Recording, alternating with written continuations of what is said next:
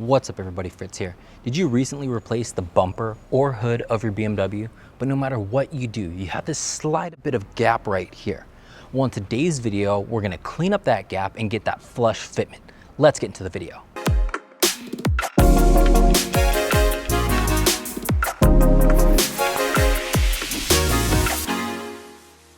So whether you're upgrading to the M Performance front bumper, the GTS style of hood, or you're cleaning up some front end damage as I was, you may have a little bit of gap right here that you can't get rid of.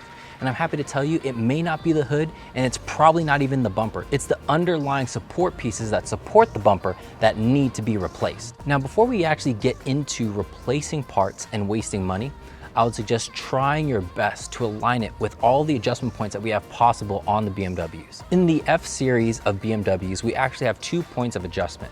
We actually have one that will adjust the height of the bumper and one that will adjust the depth of the bumper. We also have the 2 top adjustment points on the hood that will align it with the fender and bumper, as well as the hinge portions that will adjust the depth of the hood. But if you've exhausted all of those options, then let's pop the hood and see what's going on underneath. So when we pop open the hood and remove the weather stripping, we can see the 2 pieces of interest. It's gonna be this top metal frame as well as the radiator support. Now in most cases, because this is plastic, this is just sagged a little bit and you'll just need to replace this part. But if you're like me and you have a car that had some front end damage and somebody tried to repair it, you can see here where I tried to refold it back upward, but the person who tried to fix it before just made this whole thing flat, which caused this piece to warp down. So this part over here can only flex and give that curvature as much as this frame will allow it. So hopefully in your car, this piece is perfectly fine.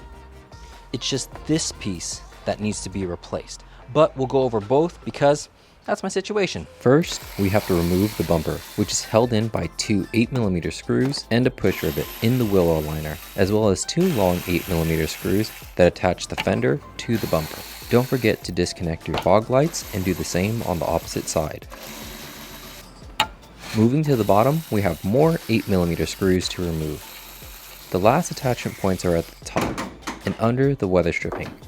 Just a couple T25 and T30 screws. Then unsecure the fender locating tabs before removing the bumper. When comparing the left and right sides, you can kind of see the warped plastic. But when you compare it to a brand new piece, it becomes more noticeable. Transfer over any hardware to the new piece. Some may be inaccessible at this point though.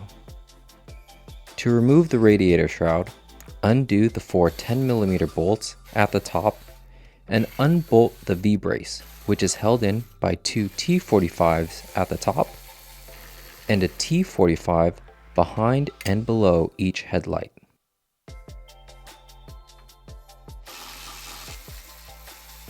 The one behind the passenger side is a little harder to get to because of the air duct, but with a long extension, it's no problem.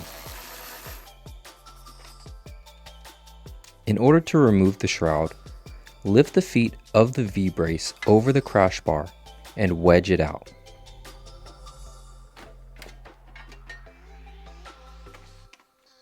With it removed, transfer over any hardware that you couldn't before. Moving over to the top radiator support. When you compare it to the new piece, you can see how bent my original support is. This section was completely flat before I tried to curve it up. To remove the upper radiator support, unbolt the 2 top T40s on each side before removing the T30s for the headlight brackets and hood latches.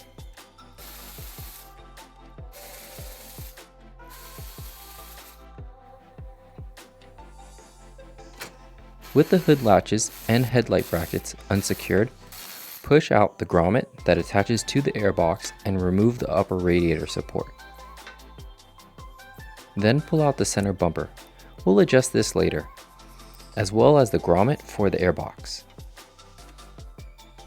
With a small screwdriver, detach the lateral attachment point of the radiator support by popping off the top, pinching and removing the center pin, Catch the rubber bumper and twist off the collar. Do the same on the opposite side.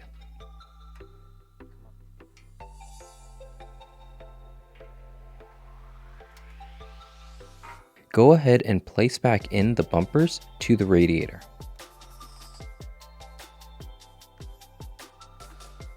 Let's first put back in our radiator shroud by inserting the V-brace into the new shroud and place it in as one unit.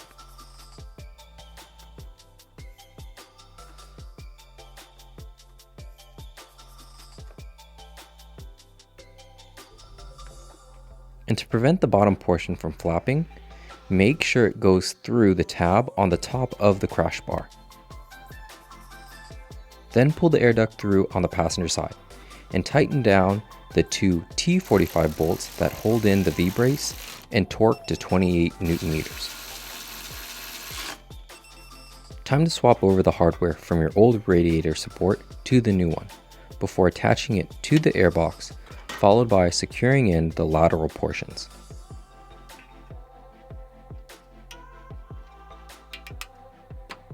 Then tighten down the T40 bolts and tighten them to 28 Newton meters, while the T30s on the hood latches are tightened to 20 Newton meters, and the T30 on the headlight brackets are hand tight.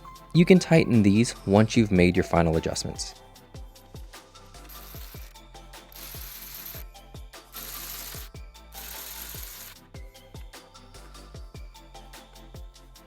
With the upper support in, we can tighten the T45s at the top of the V-brace to 28 Newton meters. Don't forget the support bracket that helps keep the shape of the radiator shroud. It's held in by the two middle 10mm bolts at the top of the shroud. Then place in the two lateral 10mm. Since BMW changed the design of this upper support to no longer include the center bumper, I just cut the locking tabs on the plastic housing and inserted it into the hole. It might not be perfect, but it works. Let's bring in the bumper with an upward scooping motion to ensure it lines up with the bottom headlight brackets. Then tuck in the under panel. Now it's just a matter of securing the bumper in the reverse order, starting from the top, reconnecting the fog lights, joining the bumper and fender, the attachment points in the wheel well, and underside.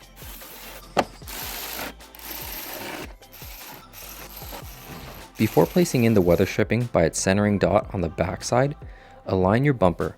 If you're unsure how to do this, check the video link in the top right hand corner.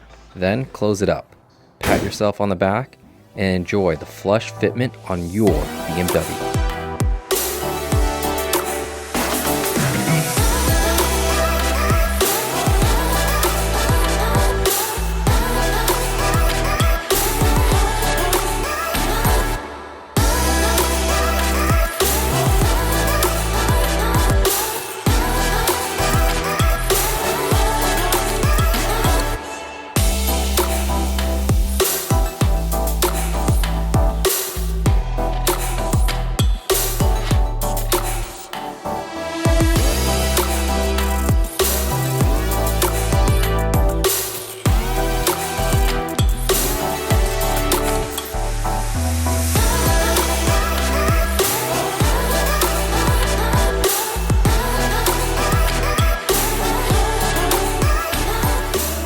And just like that, we fixed the true culprit of our BMW bumper sag. And these two parts straight from the dealership will run you about $200 depending on your state taxes and any other dealership fees. But these are two parts I would definitely recommend that you get straight from the dealership brand new. Because those of you who are familiar with the channel may know that I love to use Marketplace. Things like Facebook Marketplace, OfferUp, Craigslist, and Pick and Pulls. Because you can often get great parts like the bumper and the hood at a fraction of the price in really good condition. But as you saw with my parts that were really warped and bent, a reseller may not even notice those damages and warped portions, especially if there's not a point of reference. So I would definitely recommend that you get these two parts brand new. And if you have any issues, please leave any questions that you have down in the comment section below. If you're looking to pick up these parts, I'm gonna leave the part numbers down in the description. And don't forget to leave a like and subscribe so you don't miss out on future videos. And I'll see all of you in the next one.